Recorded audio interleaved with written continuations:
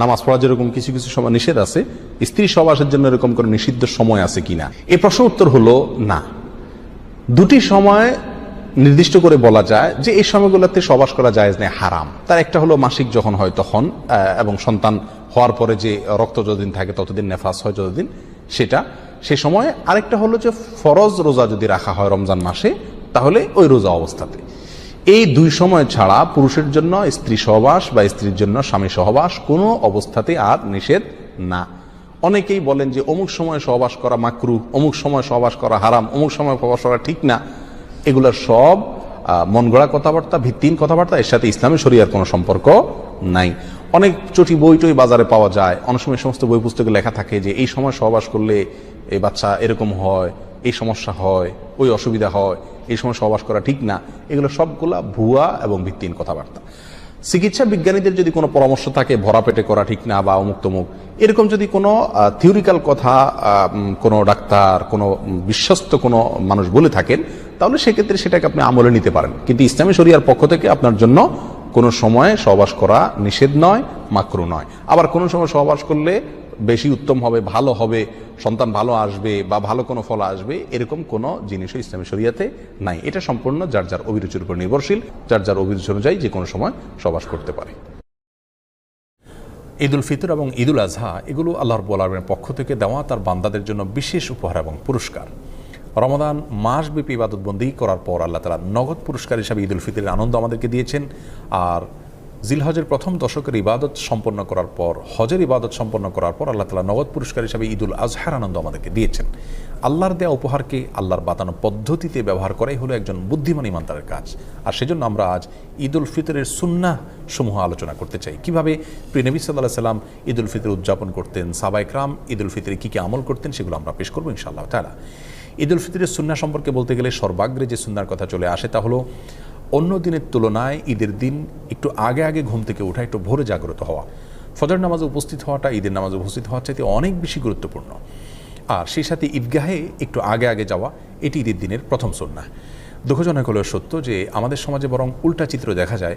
আমরা অন্য দিনের তুলনায় ঈদের দিন একটু দেরিতে ঘুম থেকে উঠে থাকি এবং ফজরের সময় অনেকে উপস্থিত হতে পারেন না। এর কারণ হলো চাঁদ রাতে আমরা দেরিতে ঘুমিয়ে থাকি। এই কালচার পরিবর্তন হওয়া উচিত। প্রথম সুন্নাহ হলো আগে আগে ঘুম থেকে ওঠা অন্য দিনের তুলনায় এবং ঈদগাহে আগে আগে যাওয়া। ঈদ উল ফিতরের দ্বিতীয় সুন্নাহ হলো খেজুর খেয়ে তারপরে মসজিদে আসা, অথবা মিষ্টি জাতীয় কিছু খেয়ে মসজিদে আসা যদি খেজুর না থাকে। তৃতীয় সুন্নাহ হলো গোসল করা, সেই সাথে সুগন্ধি ব্যবহার করা এবং মেসওয়াক করা। 4 নম্বর সুন্নাহ হলো যার যা পোশাক আশাক আছে তার মধ্যে থেকে উত্তম পোশাকটি পরিধান করা। নতুন পোশাক আবশ্যক নয়, সুন্নাহ নয়, তবে যা আছে তার মধ্যে থেকে উত্তম এবং তুলনামূলক ভালো পোশাকটি পরা ঈদের দিন, এটা হলো সুন্নাহ।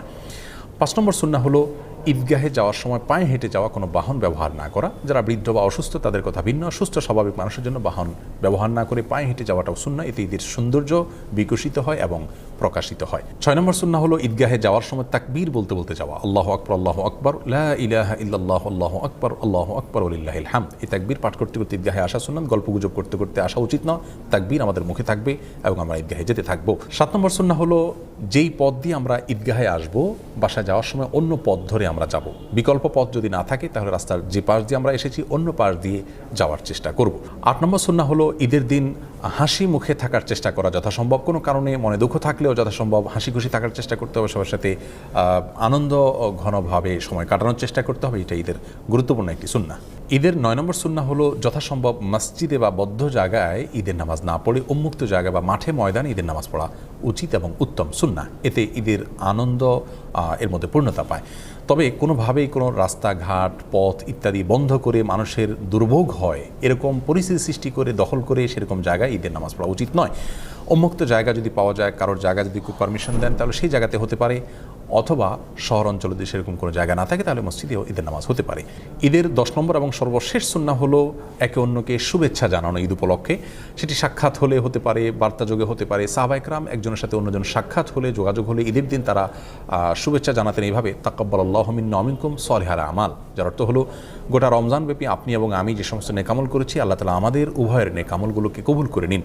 এই দোয়াটাকে সংক্ষেপে এভাবে বলা যেতে পারে, তাকাব্বালাল্লাহু মিন্না ওয়া মিনকুম, তাকাব্বালাল্লাহু মিন্না ওয়া মিনকুম, আলাইকুম, এভাবে আমরা একে অন্যকে ঈদের শুভেচ্ছা জানাবো। এটাকে বাংলায় আমরা বলতে পারি আপনার এবং আমার সমস্ত নেকামলগুলো আল্লাহ তাআলা কবুল করুন। এই দোয়ামূলক শুভেচ্ছা ঈদ উপলক্ষে, ঈদ উল ফিতর উপলক্ষে আমরা একে অন্যকে পেশ করব। সেই সাথে ঈদ মুবারক যেটা আমরা বলে থাকি আমাদের সমাজে, সেটি বললেও কোনো অসুবিধা নেই।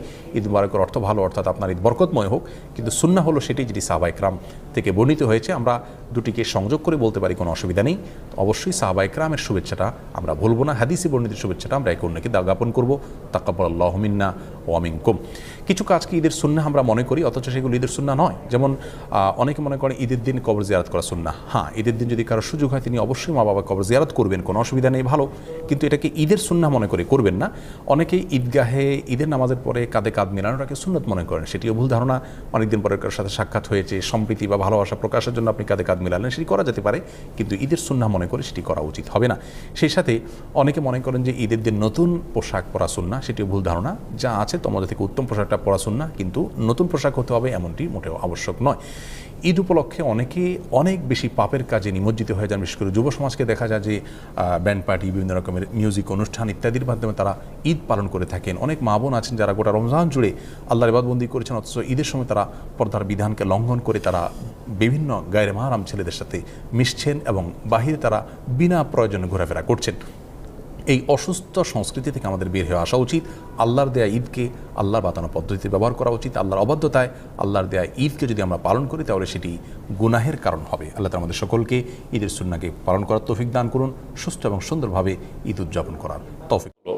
তাকবীর পাঠ করা, আল্লাহু আকবার, আল্লাহু আকবার, লা ইলাহা ইল্লাল্লাহু, আল্লাহু আকবার, আল্লাহু আকবার, ওয়ালিল্লাহিল হামদ।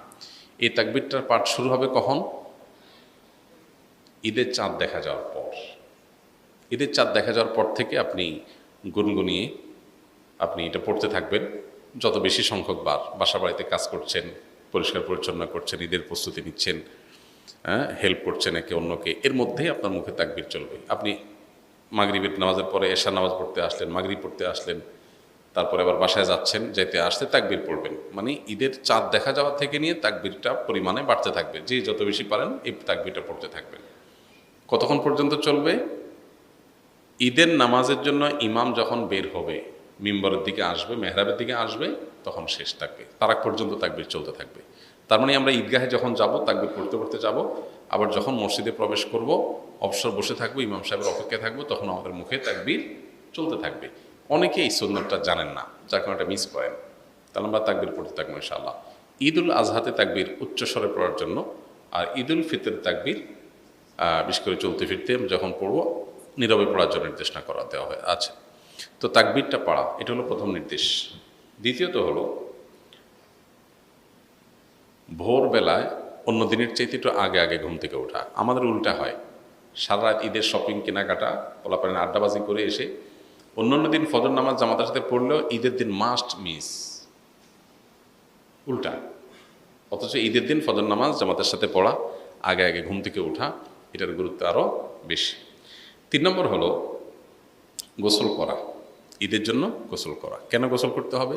কারণ ঈদগাহে অনেক লোকের গ্যাদারিং হবে, আমি একটু ফ্রেশ শরীরে যাব, ঈদের আনন্দটা যেমন পূর্ণতা পাবে, আবার পরিবেশটা ভালো থাকবে। যে আপনার গায়ে ঘামের গন্ধ, আপনার অপরিচ্ছন্নতা থাকলে অন্য লোকের কষ্ট হতে পারে। সবাই একসাথে থাকবে যেহেতু, যাতে পরিবেশ ভালো থাকে।